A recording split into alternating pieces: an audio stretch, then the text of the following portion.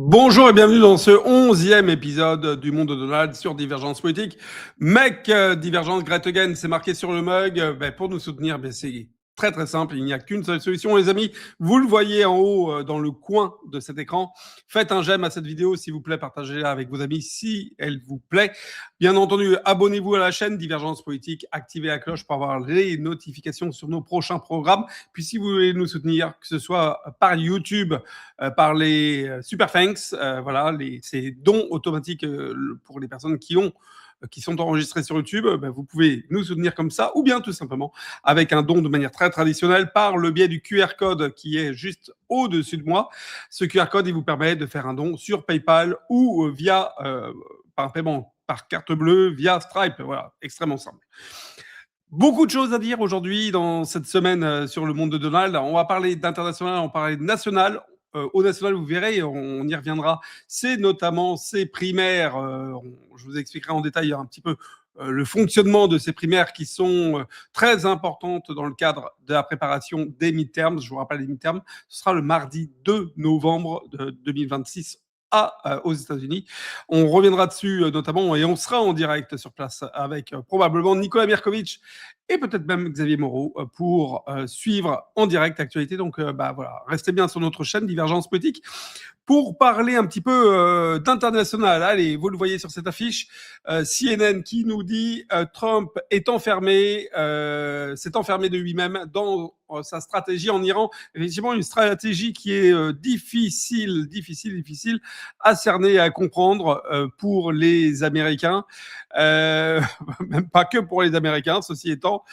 Donald Trump, alors justement, qui est extrêmement critiqué parce qu'il il annonce notamment des gros progrès avec les responsables politiques d'Iran. Il annonce des traités de paix qui seraient demandés à la volonté des autorités iraniennes. C'est démenti immédiatement par les autorités iraniennes, etc. On joue vraiment le jeu du mensonge avec Donald Trump. On ne sait jamais véritablement où est la part de réalité, où est soit le fantasme, soit la manipulation. Et justement, cette manipulation, elle est critiquée puisqu'on remarque, et là vous le voyez dans certains tweets, on le remarque notamment avec la prise en considération de ces questions économiques par des médias américains qui commencent même en conférence de presse à poser la question de Donald Trump de savoir pourquoi il y a dans l'entourage de Donald Trump des personnes qui gagnent autant d'argent sur des coups de poker que des professionnels ne feraient peut-être pas ou n'auraient peut-être pas pris et sur lesquels il se questionne de savoir s'il y a effectivement des informations qui sont communiquées à Trump, par Trump à dessein en amont auprès de ces personnes pour qu'ils puissent générer de vraies fortunes. Vous le voyez là, on est en centaines de millions de dollars gagnés sur des paris, sur des annonces de Donald Trump qui interviennent quelques minutes après sur la paix ou sur sa non-résolution du problème de paix. Voilà. Il y a beaucoup d'actions en bourse, les marchés sont très actifs, mais visiblement autour de justement de Donald Trump dans son proche entourage. Voilà, donc ça commence à interroger aux États-Unis, même si il n'y a pas encore, il faut être très très précis lorsqu'on parle de ce sujet, il n'y a pas encore de preuves de fraude manifeste. Donc voilà, il faut vraiment prendre cette information avec, je dirais, avec mesure. En tout état de cause, Trump qui est très content de ce qui se passe en Iran, il dit même que de toute façon, même si les prix de l'essence montaient jusqu'à $200, ça vaudrait le coup. Alors effectivement, Jackson Hinkle, qui est un fin commentateur, euh, demande si les Américains sont exactement du même avis que lui. Je ne suis pas certain qu'effectivement les Américains soient aussi positifs avec le prix d'essence que Donald Trump et ce conflit en Iran. Alors, en attendant, c'est Marc Rubio qui va aller faire le service après-vente. Marc Rubio, il va devoir faire avaler au pape des couleuvres. Je rappelle que le pape avait eu de vives critiques de Donald Trump ces dernières semaines, des critiques assez dures, assez violentes, où globalement Donald Trump lui disait que que c'était un idiot, si on veut schématiser le propos de Trump. Il était extrêmement dur avec le pape. Ça avait beaucoup choqué notamment la population américaine, euh, voilà, qui disait qu'il n'y avait aucun respect justement du pape dans la bouche de Donald Trump. Ça avait choqué aux États-Unis. Je vous rappelle que les États-Unis sont un pays où les religions et notamment le christianisme est extrêmement important. Donc c'est pas un pays laïque comme en France. Ça avait fait beaucoup de bruit. Voilà. Donc là, Marc Rubio qui part rencontrer le pape, pardon, probablement pour essayer de d'atténuer un petit peu les tensions aux États-Unis sur les prises de parole complètement folles de Donald Trump. Donald Trump, lui, par contre, il ira. Alors, c'est le 14 et le 15 mai prochain, donc c'est dans quelques jours, et il ira en Chine, il rencontrera Xi Jinping. Donald Trump n'avait pas rencontré depuis octobre 2025 Xi Jinping, donc ça fait pas si longtemps que ça. C'est dans le cadre des meetings de l'OPEC. Et là, ce sera une rencontre donc qui sera à Pékin, et on s'attend notamment à discuter lors de cette rencontre de Taïwan, de la question de Taïwan, bien entendu, du commerce avec la Chine. Vous savez qu'il y a eu beaucoup de tensions entre les États-Unis, notamment avec les droits de douane entre les États-Unis et la Chine. On parlera des questions technologiques, la Chine qui est extrêmement importante, notamment par les microprocesseurs qui sont fournis aux États-Unis. Et puis, on parlera aussi de très gros contrats d'achat d'avions Boeing en Chine. Voilà, il y a un très gros partenariat ou une très grosse vente, en tout cas, qui est en préparation par le président Donald Trump, qui a bien besoin de revenir avec des bonnes nouvelles. Voilà. C'est pas forcément gagné d'avance. C'est d'ailleurs ce que nous dit The Time. Donc, vous voyez pourquoi Trump, la visite en Chine du président Trump est voué à l'échec. Là, c'est l'article qui est fait par le Time. Il y a beaucoup de tensions, notamment sur la question du détroit d'Ormuz. Et la Chine, ces derniers jours, a vraiment accéléré la diplomatie avec l'Iran pour leur demander de ne pas surréagir aux interventions de Donald Trump. Mais on sent que quand même, les Chinois ne sont pas non plus forcément heureux de ce qui se passe dans la gestion du dossier iranien par le président américain Donald Trump.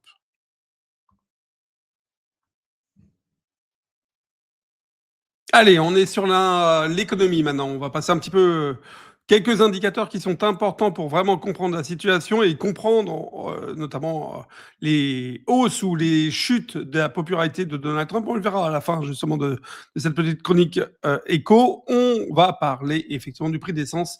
Vous savez, c'est un indicateur que je vous donne très régulièrement, notamment dans Divergence. 4,53 $ le prix du gallon aujourd'hui au national, avec des États, effectivement, comme la Californie, vous le voyez, le Nevada, l'Oregon, où on est au-dessus des 5,40. Je peux vous dire qu'en Californie, du côté notamment de Los Angeles et autres, on est beaucoup plus proche des 7 dollars par gallon, donc, ou des 6,50 par gallon. Donc, c'est extrêmement pénible pour le consommateur. On retrouve notamment là, vous le voyez, c'est indicateur de l'inflation aux États-Unis, une inflation annuelle en forte hausse, notamment au mois de mars 2026, c'était donc 3,3% d'inflation sur ce mois de mars. On nous indique même que c'était le plus mauvais résultat depuis mai 2024.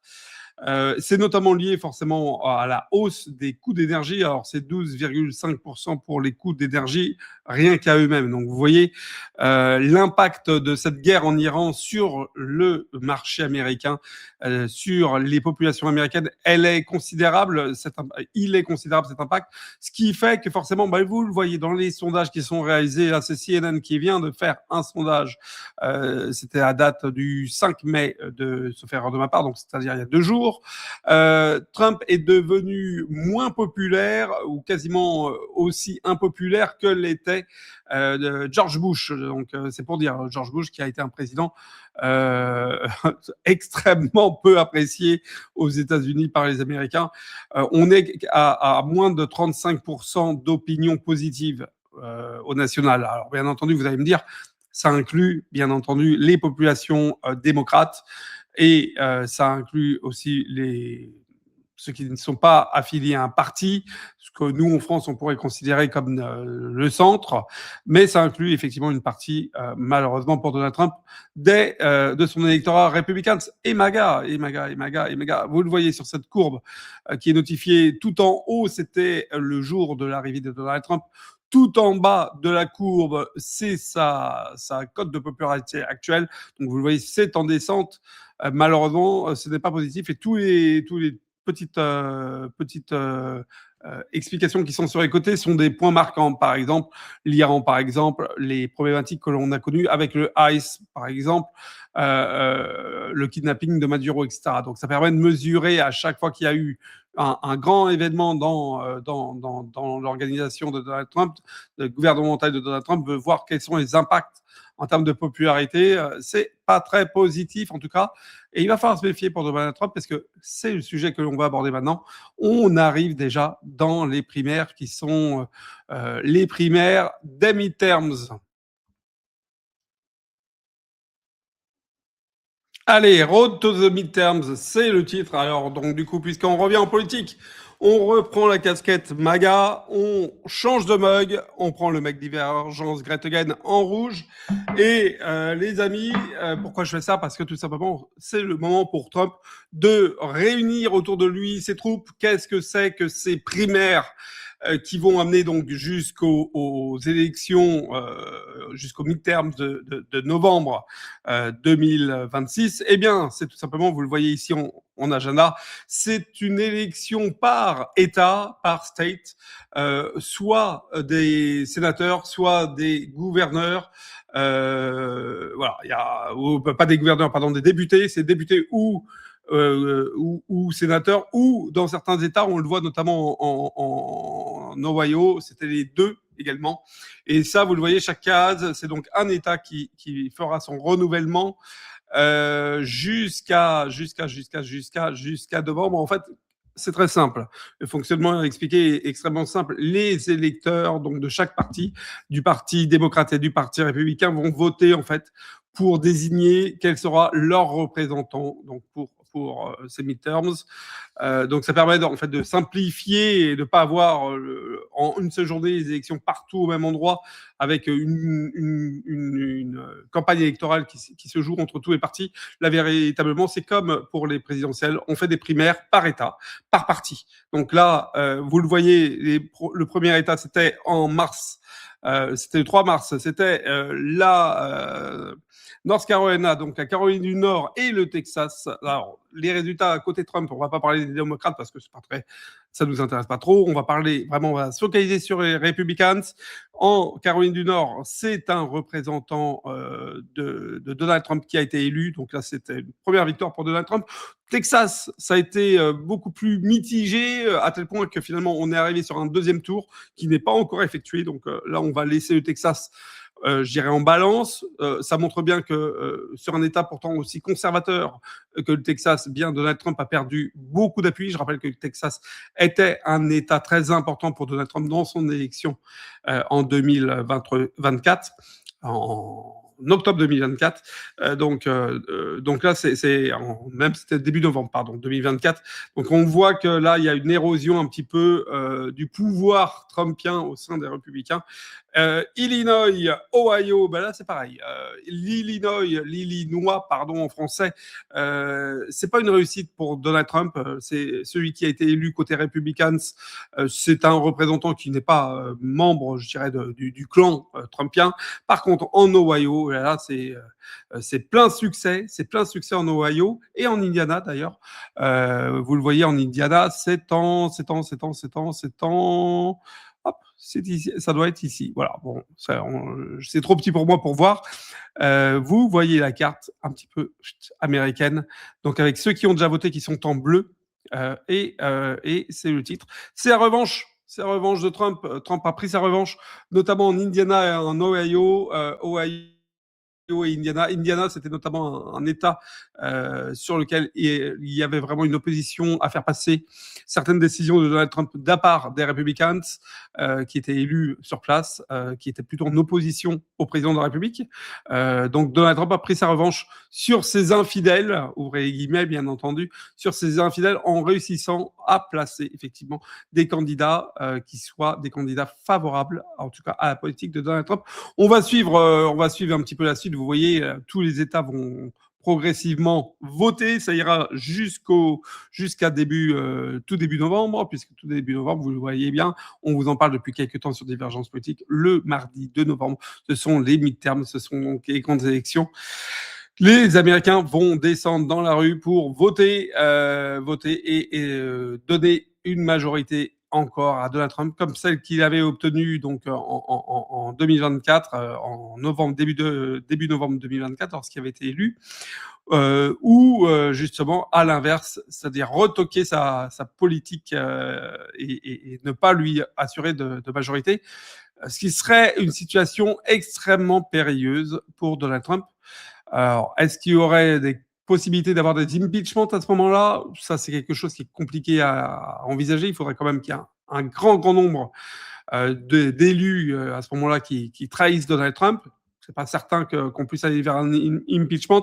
Est-ce que Donald Trump pourrait démissionner? Moi, mon engagement ou ma promesse, en tout cas, ou mon pari, je devrais dire plutôt, c'est qu'il ne le fera pas. C'est pas dans le caractère de Donald Trump de démissionner.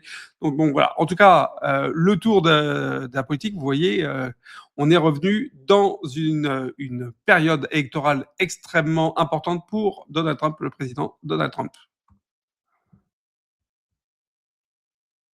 Allez, on finit cette émission avec le tour de la twittosphère. On va commencer directement avec Alex Jones. Donc Alex Jones, vous le savez, ou vous l'avez peut-être pas vu cette information, son canal, son émission très célèbre, Infowars.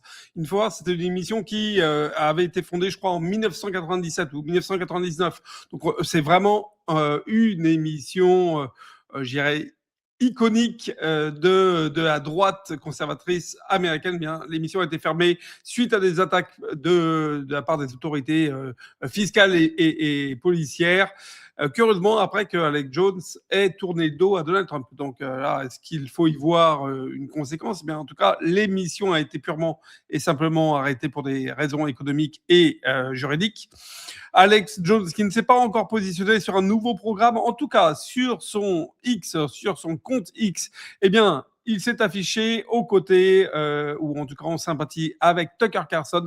Tucker Carlson, c'est pas rebond, vous voyez, qui a fait l'émission ce mercredi, c'était donc hier, mercredi aux États-Unis, en direct avec Thomas Massier, enfin pas en direct, pardon, la diffusion a été donc mercredi aux États-Unis avec Thomas Massier. Ils ont parlé de nombreuses choses. Ils ont parlé de l'affaire Epstein. Il n'y a plus que Massier qui parle de l'affaire Epstein encore aux États-Unis. C'est vraiment quelque chose qui est tombé aux oubliettes avec cette question de l'Iran.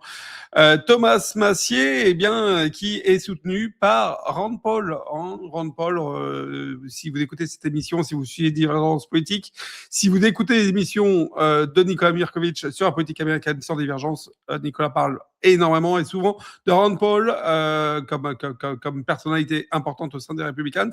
Eh bien, Rand Paul s'est positionné pour un soutien massif à Thomas Massier.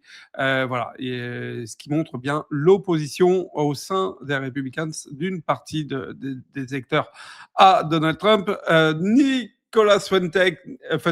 Fuentes, lui, de son côté, a dit qu'il était attaqué et harcelé actuellement de tous les côtés par des organisations, notamment des personnes issues des mouvements MAGA qui soutiennent Trump, parce qu'il dit ils ont peur que nous soyons impactants au niveau des midterms. Et donc, ils essayent en ce moment de nous fermer, de nous faire taire, de fermer nos canaux. Donc, c'est ce qu'on a vu notamment avec Infowars.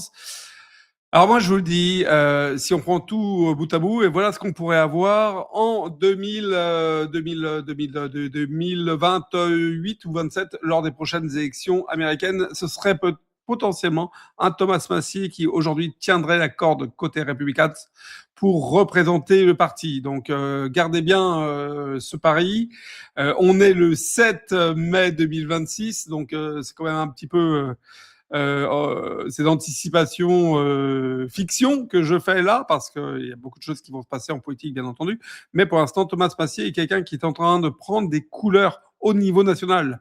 Hein, je vous le rappelle, Thomas Massie, qui est le sénateur du Kentucky et fervent défenseur des victimes dans le dossier Epstein. C'est comme ça, notamment, qu'il s'est fait connaître à l'international. Donc là, est-ce qu'il est en train de prendre un chemin vers une direction nationale, en tout cas une réputation nationale qui lui permettrait de briguer la candidature pour les futures présidentielles. Hein, that is the question. Beaucoup de gens le voient, notamment Thomas Massie, en duo avec le fameux Tucker Carlson. Allez, Joe Kent, de son côté, lui, est revenu sur les déclarations encore folles de Lindsey Graham sur la question de l'Iran, Lindsey Graham qui a dit, c'est très simple, il suffit encore une fois d'armer et de financer des groupes locaux modérés. Donc Joe Kent s'est moqué de la stratégie merveilleuse et qui a par le passé pas donné beaucoup de succès aux Américains d'armement de groupes terroristes modérés comme Lindsey Graham semble dire. Donc voilà. Du côté de Marjorie Taylor Greene, eh bien, elle est choquée du silence des Américains, des Christians américains, sur ce que fait actuellement Israël à Gaza. Donc, c'est le combat notamment de Marjorie Taylor Greene, c'est les actions honteuses d'Israël à Gaza et au Liban. Voilà. Candace, de son côté, elle a rappelé, elle est restée sur la question de l'Iran, Candace, puisqu'elle a sorti une bombe cette semaine. Elle a sorti des copies d'écran, en fait, de discussions entre elle et de Charlie Kirk, donc de Turning Point USA. Charlie Kirk qui disait, notamment dans les messages qui sont sortis par Candace Owen, qu'il était extrêmement inquiet, qu'il sentait bien qu'à tout moment il pouvait être dépossédé de Turning Point USA, qu'il y avait beaucoup d'investissements et de groupes de pression, notamment israéliens, derrière, et que ces groupes étaient dans l'entourage du président Donald Trump. Donc voilà, des mots très forts encore de Candace Owen. Dans ce message d'ailleurs qui est affiché par Candace, on voit Charlie, enfin on lit Charlie dire à Candace que probablement il ne verra pas la fin du combat et que ce serait Candace qui serait choisi par Dieu pour continuer le début de travail que lui, Charlie Kirk, avait commencé avec Turning Point USA. Voilà.